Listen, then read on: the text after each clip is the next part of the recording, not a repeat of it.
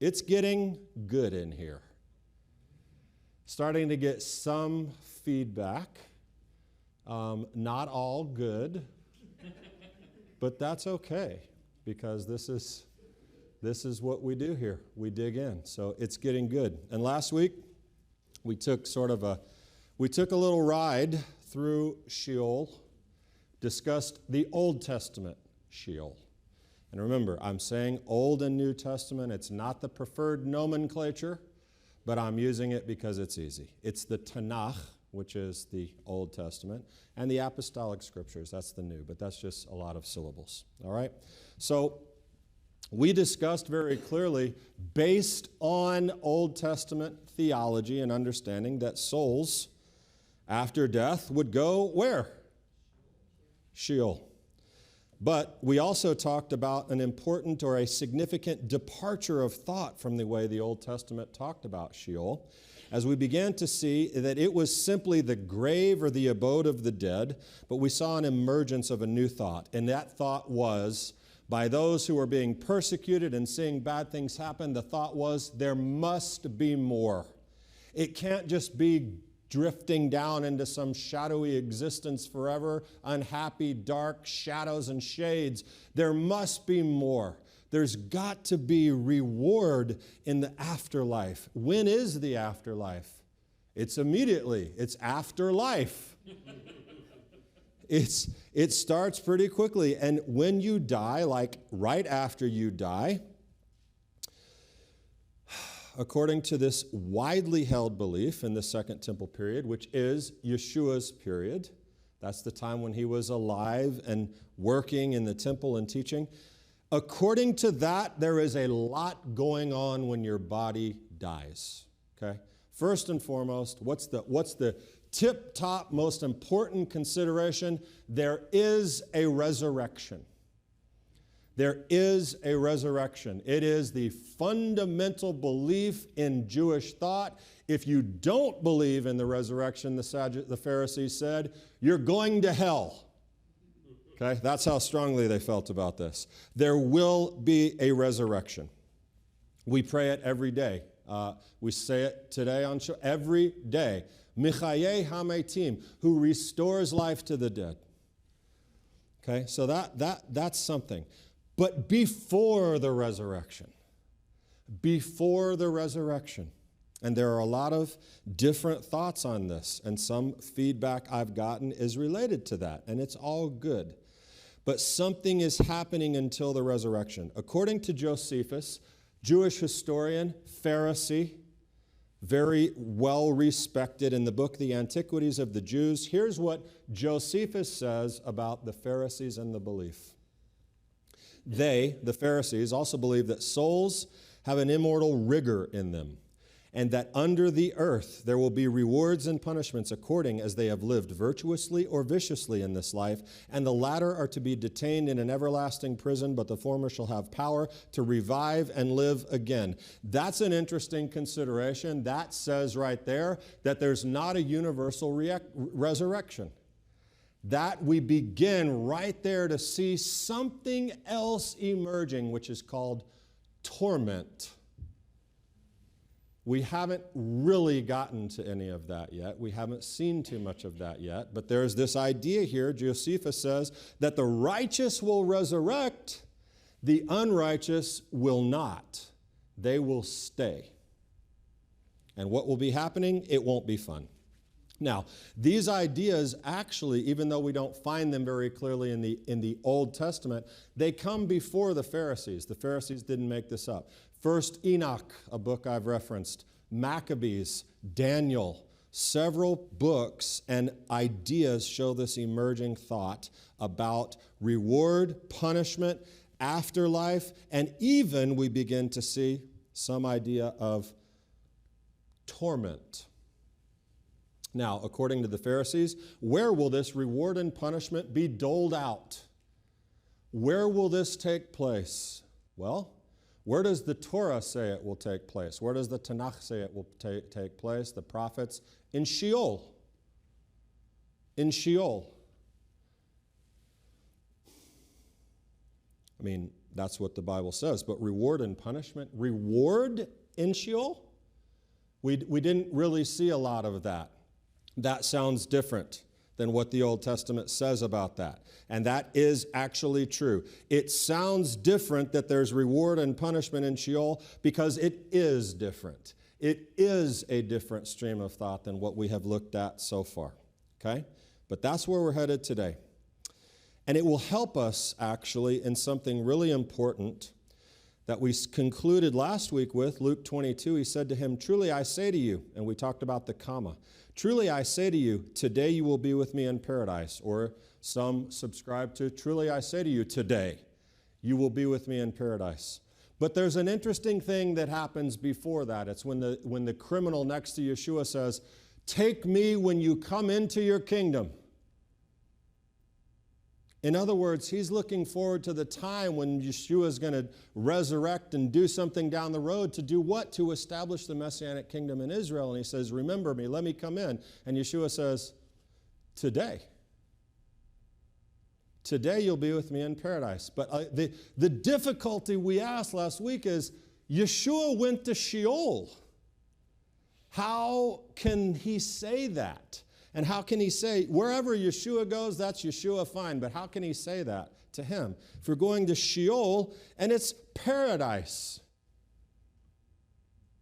Well, we look at some more Pharisaic thought, which tells us that Sheol is one destination with two potential places.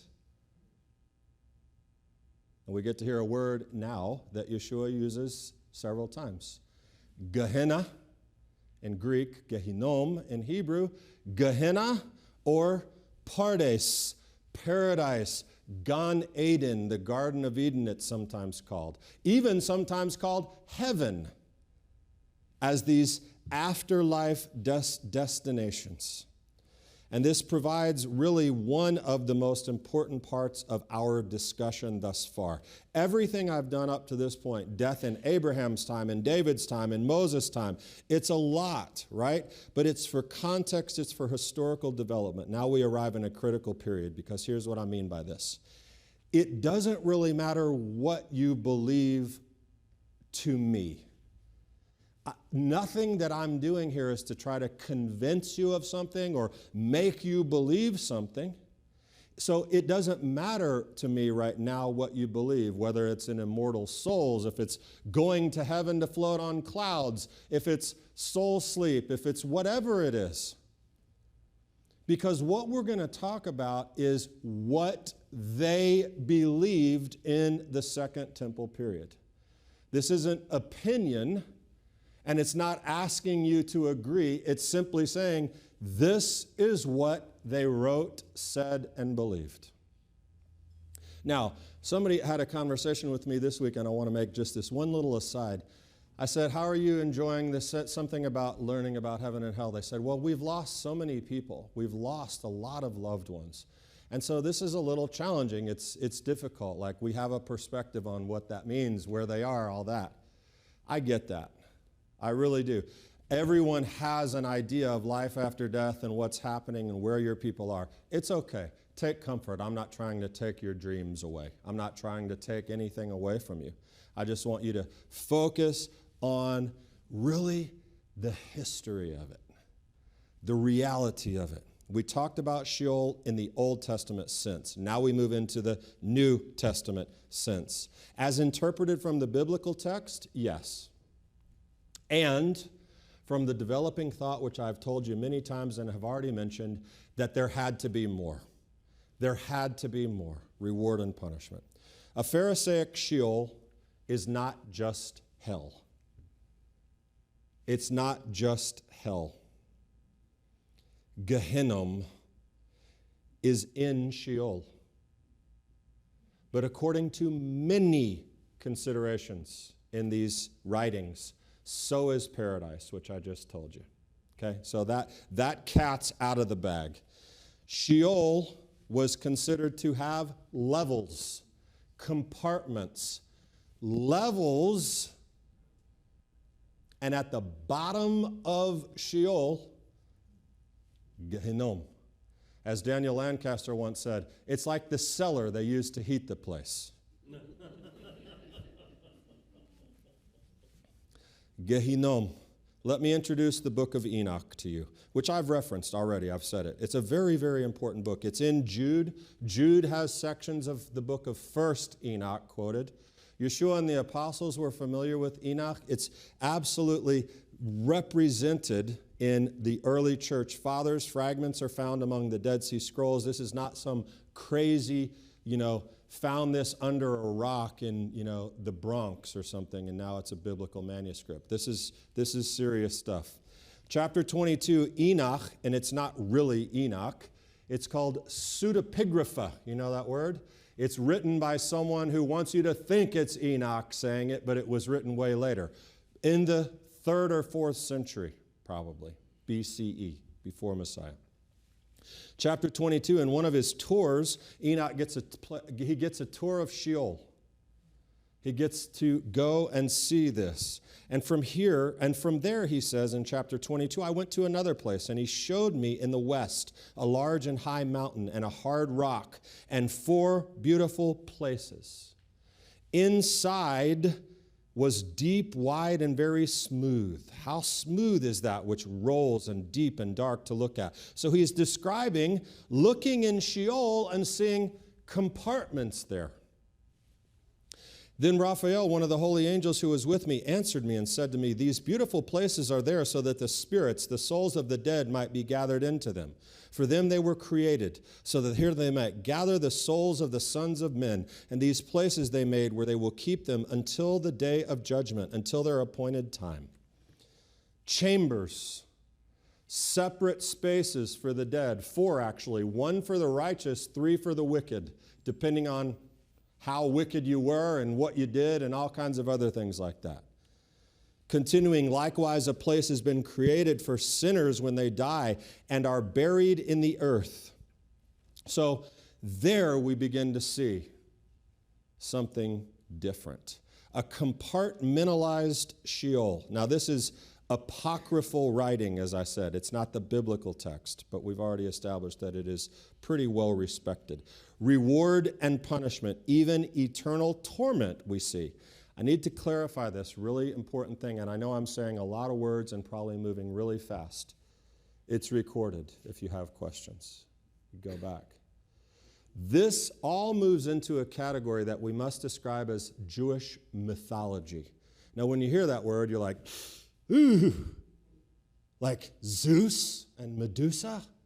Well, that is mythology, but the technical definition, a traditional story, especially concerning the early history of a people or explaining some natural or social phenomenon, and typically involving supernatural beings or events. In other words, we cannot, for basically anything I'm saying, concretely identify it as fact, which makes it developed through this mythological lens. We can, however, as I've said multiple times, understand that this way of thinking was present in the apostolic era, whether you agree with it or not, okay?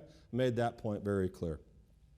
In Sheol is, the bottom is called what?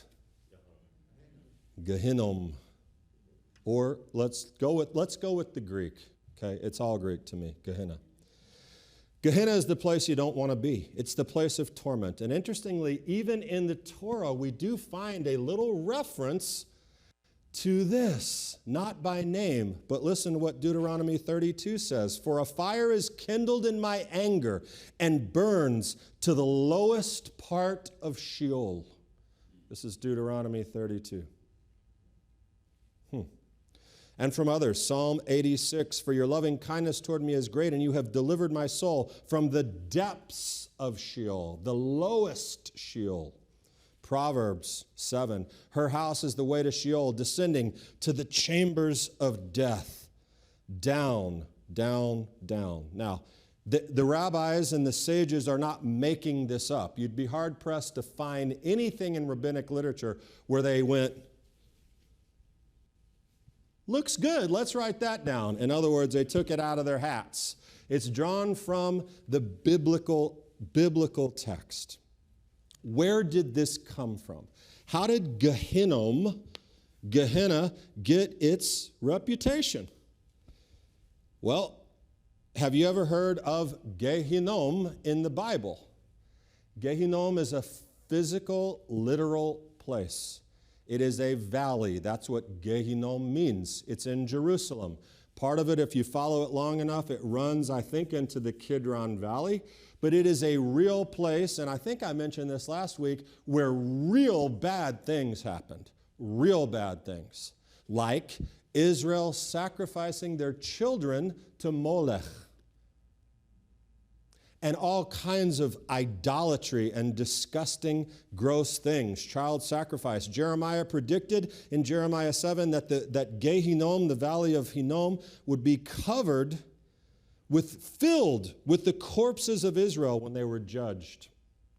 It's Jeremiah 7. We learn from Josephus that it was in this valley that all of the corpses of Jews were thrown after the Roman siege of Jerusalem in 70. It's a bad place. But Gehenna assumed in our period, or what we'll call the intertestamental period, right? From Malachi to the Gospels, intertestamental period. It assumed this other eschatological end times reputation. And the rabbis took it from there. But long before Yeshua, the place meant disgust. It meant corruption. It meant death. It meant decay. Now keep in mind, that's what it meant to Yeshua's audience. They knew it as both a physical and literal place where bad things happen and an eschatological term, a destination. So think of it like this. Word association. It's a tragic example, which I almost hesitated to use. But if I say the word Columbine to you, Columbine's a real place. It's a school. But what is it really? It's a horrendous place where horrible things happen. And that's what it's known for. This is an example of Gehenna and the word association in the mind of the first century. So let's look a little at Gehenna because it's obviously sort of important. Now we're moving past the literal valley in Jerusalem into the metaphysical location. Generally, as we said last week, it is down, right? When you die, you go down. The Pharisees believe that the souls have an immortal rigor and they go down in the earth, either the reward or punishment. So it's considered down. But interestingly, and you're going to be very frustrated with me by the end when I keep telling you there's no uniform opinion on this, so I can't say that this is absolute. They disagree on this. There's one opinion here. One says Gehenna burns at the left hand of God. Another one says it's in the east. Another says it's in the west. These are all the rabbinic writings. Some say Gehenna is above the firmament. Some say it's in the mountains of darkness. Where are they? Well, they talk about that, but we won't get into it. But generally assumed, Gehenna is in the lowest depths of Sheol, and it is where we get hell. That's the term that hell means, Gehenna. What is it? Well, in Talmud, Pesachim 54a, we read, it's very ancient. 7 phenomena were created before the world was created, and they are Torah, repentance, the Garden of Eden, Gehenna, the throne of glory, and the temple, and the name of Messiah. These are the things that predate creation. So you might think God had this plan for a while. I don't know. It could be. Enoch reminds us there are other names also. Abaddon. You read that name rarely in the scriptures, but it's there. Abaddon, shadow of death, miry clay, horrible pit. And just to make it confusing for you, one of the Talmudic references says, Gehenna has 7 names, the first of which is Sheol. So, it's like I say, it can get a little deep and confusing in here. No pun intended. Deep in there. Get it? How does it work? How does Gehenna work? Well, first off, we have to assume from what we read and hear that there is some consciousness on a level. Remember, it is not life. You cannot be a life without body and soul. And there is not the idea that the body goes to Gehenna with the soul. So, we're having soul talk here. The soul is in this construct aware of former life and some form of existence. Gehenna is a place of punishment. It is the destination for the wicked and the unrighteous. Okay? Obvious. It's fire. It's a unique and supernatural fire, though. Ordinary fire is 1/60th of the fire of Gehenna, it says in the sources, in the Talmud. It's also brimstone. Why, the Talmud asks, does a man shrink? It's Genesis Rabbah, it's not Talmud. Why does a man's soul shrink from the odor of brimstone? Because it knows it will be judged therein in the hereafter. These are terms used to describe Gehenna in Jewish literature. Fire, hail, snow, ice, brimstone, and always darkness. Always darkness. The wicked are darkness. Gehinnom is darkness. The depths are darkness. I lead the wicked to Gehinnom and cover them with the depths. It is a place of punishment. But, hang tight, also a place of purgation. Potentially a temporary place of purgation by the Jewish literature. Now, all of a sudden, everybody freaked out. That's Catholic. The Catholics, they go, oh my gosh, we're getting into purgatory. It's the Roman Catholics in the synagogue. The Catholics came up with very little. They just took something Jewish and turned it into something else. That's not a slam. That's just how it worked. Purgatory is different, but it's sort of weaved from similar thread. But lest this be dismissed as some type of Jewish absurdity and satanic consideration or wishful thinking, add to the list of purifying in hell as an idea, purification and purgation, add to that list Origen. Origen was an absolute church father. It wasn't until the 5th council, I think, of Constantinople that Origen was dismissed as a heretic for having that way of thinking.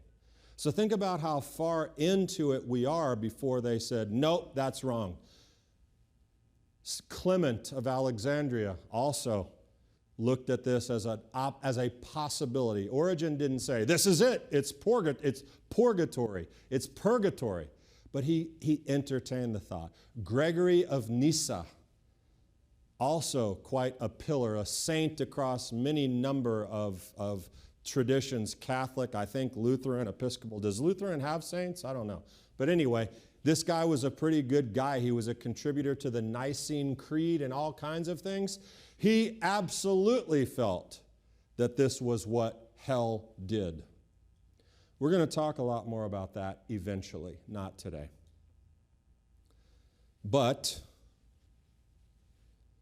Judaism got there first, long before any of these people were even alive. Rabbi Akiva, well, which he's actually writing when at least Origen's alive, the punishment of the wicked, Rabbi Akiva says, in Gehenna is for 12 months. All who descend to Gehinnom will ascend, except he who has intercourse with another man's wife, he who puts his fellow to shame in public, or he who calls his fellow by an opprobrious nickname. Opprobrious, that means bad. Now listen to that. That's interesting. That is one of the reasons it says why you'll descend to Gehenna, which should bring to mind something the Master said. Yeshua, remember when he said, don't call your brother good for nothing? I'll read it to you because it's really interesting to think about that. When I tell you these are concurrent thoughts going on. I say to you that everyone who is angry with his brother shall be answerable to the court. Whoever says to his brother, Raka, you good for nothing, shall be answered to the Sanhedrin, to the Supreme Court. And whoever says, you fool, shall be guilty enough to go into the hell, as the King James says, the Gehenna of fire. Now, that actually gives that a little interesting context, doesn't it? Because I've always been confused. Oh my gosh, I've called a lot of people worse than fool. And this says I'm in big trouble. But in a certain sense, considering that gives it a new context. Yeshua is saying, you might not escape some purgation if you use this type of language toward people. I'm not saying that Yeshua thought hell was temporary or anything like that. We're not even getting into any of those thoughts right now. What I'm saying is, he says, if you do this kind of stuff, you might spend some time in Gehenna, player. Another person who does not go to Gehenna, one that suffered immensely in this world, need not suffer in Gehenna because his torment was here. Now think forward. Where do you go? Where does your mind go? Luke 16, Eleazar and the rich man. We'll talk about it. Not today. Kelly just mouthed my very words, not today. But in terms of the locus classicus, on the subject is from Hillel and Shamai. Now, remember Hillel and Shamai. Remember when Hillel and Shamai are writing? Who's listening? Who's around? These are the two prominent schools of thought in the Second Temple period when Yeshua is around. It is considered that some of the study that Yeshua was engaged with at the temple as a young man, that there may have been Hillel and Shammai speaking or represented there. These guys are absolutely concurrent with the thought of Yeshua. Here's what it says. The school of Shammai declared, there are three classes with respect to the day of judgment, the perfectly righteous, the completely wicked, and the average people. Those in the first class are forthwith inscribed and sealed for eternal life. Those in the second class are forthwith inscribed and sealed for Gehenna, no getting out. As it is said, many of them sleep in the dust of the earth shall wake, some to everlasting life, and some to shame and everlasting contempt. Those are the Daniel 12 people. Three categories. The third class, Shammai says, will descend, then ascend. As it is said, I will bring the third part through the fire, and I will refine them as silver is refined, and I will try them as gold is tried, and they shall call on my name, and I will hear them. Zechariah. This is Shammai talking about the three categories. One go right to paradise. One goes straight to hell and stays there. Another spends some time in Gehenna and comes out. Concerning them, Hannah said, the Lord killeth and maketh alive. He bringeth down to Sheol and he bringeth up. The school of Hillel, which was a little bit nicer, took it sort of in a little more palatable way. He is plenteous mercy. He inclines toward mercy, and concerning them, he goes on to say, but the sinners of Israel with their bodies and the sinners of the Gentiles with their bodies descend to Gehenna and are judged there for 12 months. That's what the school of Hillel said. Now, Hillel goes on to say there are also certain people who will not get out. That he says Sheol will be destroyed. We know that Sheol will be destroyed. Why is that? Because Revelation says it will. But Hillel agreed. Somehow, we don't really know, those souls that are in eternal torment in Hillel's idea are going to be somewhere. Something bad's going to be happening to them, but they're not going to be in Sheol. But there is a departure, and it's very important that we need to pay attention to. And this has to do with eternal torment, eternal damnation, the word eternal. There is an apostolic theological departure that we must agree to because we are disciples. We see a great deal of synchrony between Pharisaic and apostolic theology, but here's the quote from Revelation. The sea gave up the dead that were in it, and death and Hades gave up the dead that were in them, and each person was judged according to what they had done. Then death and Hades were thrown into the lake of fire. The lake of fire is the second death. Anyone whose name was not found written in the book of life was thrown into the lake of fire. Bottom line, from what that says right there, you can go back and read it on your own, Revelation 20. There cannot be someone, in Shamai's opinion, who goes to Hades, Gehenna, and stays there forever. It can't happen. Why? There is a resurrection of all, righteous and unrighteous. Yeshua says it in John 5. Revelation says it. Apostolic theology says, you may go, again, we can't confirm some of the things I'm saying, you may go down there, but you are coming back up to be resurrected. Some to the right, some to the left. And I'm simplifying that a lot. But apostolic theology does not allow for an entrance into a place of eternal torment when you die, never to get out. Okay? That's something. Everyone gets out. And what happens after that? Well, that's elementary principle 6, eternal judgment, which we're not there yet. Stay with me if you can. We're closing here.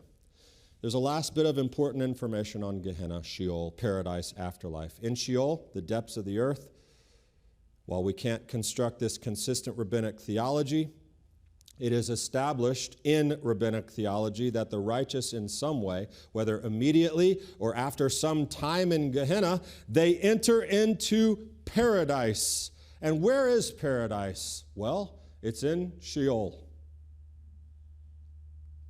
Who's in paradise? Well, the righteous. How'd they get there? I have no idea. I'm as confused as, no.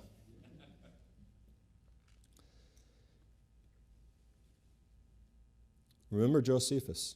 They, the Pharisees, also believe that souls have an immortal rigor in them, and that under the earth there will be rewards or punishments according as they have lived virtuously or viciously in this life.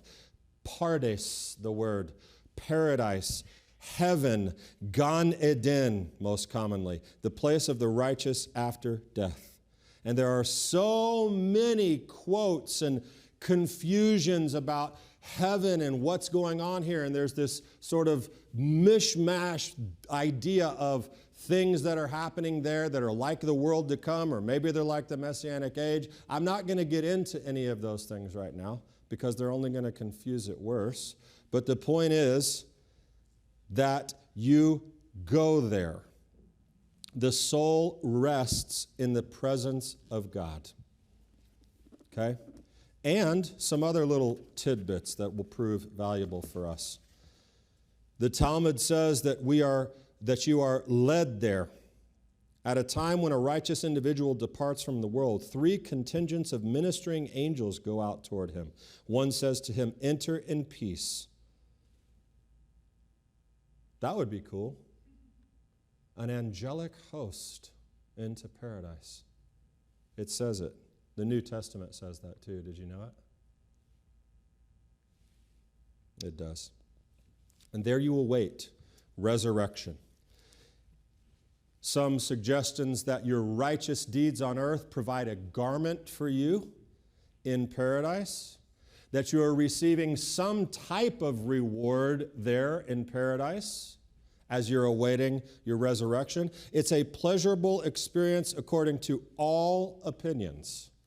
But just as I said you can't stay in Gehenna, no one stays there either. Why? Because they will be resurrected. There is a final resurrection. Where is Sheol in relation to Gehenna? Apparently, it's just a stone's throw away.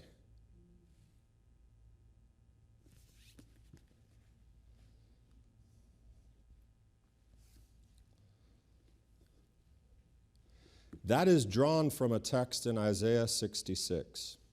And they shall go forth and look on the corpses of those who have transgressed against me, for their worm shall not die, and their fire shall not be quenched, and they shall be an abhorrence to all mankind. They shall go forth and look on the corpses of those who have transgressed against me. They explain that the corpses of those who rebelled referred to the souls of the damned in Gehenna.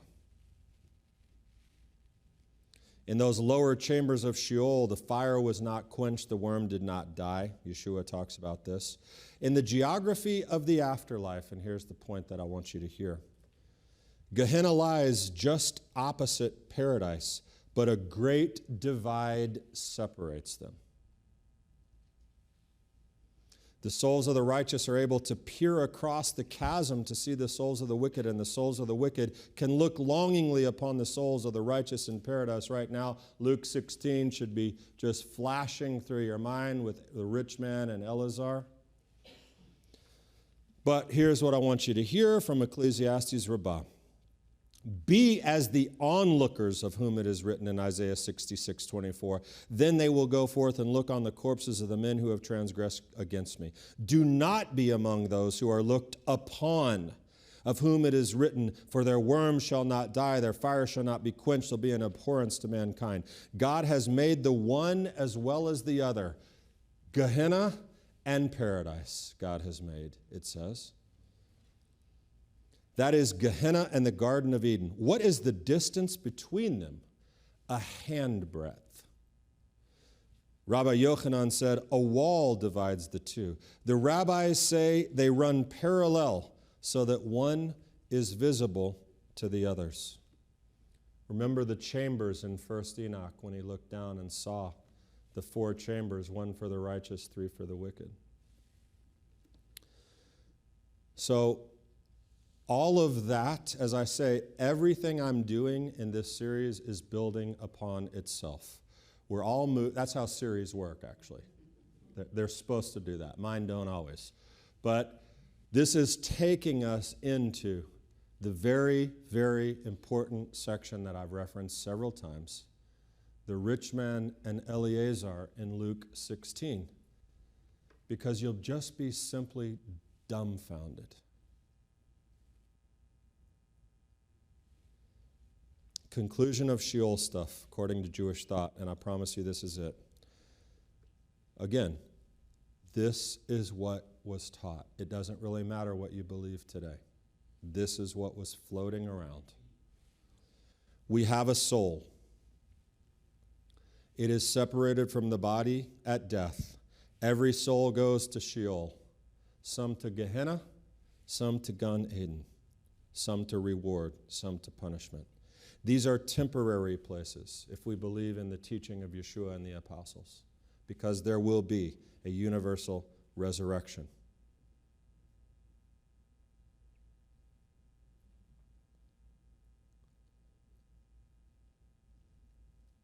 And therefore, I can answer that question for you that I left you with last week. How is it possible for Yeshua to say to the criminal, today you will be with me in paradise, if we know that Yeshua went to Sheol? Do you understand now? That's the answer. Much more on Yeshua and the afterlife and the rich man and wonderful Eleazar, whose name means God has helped. Shabbat Shalom.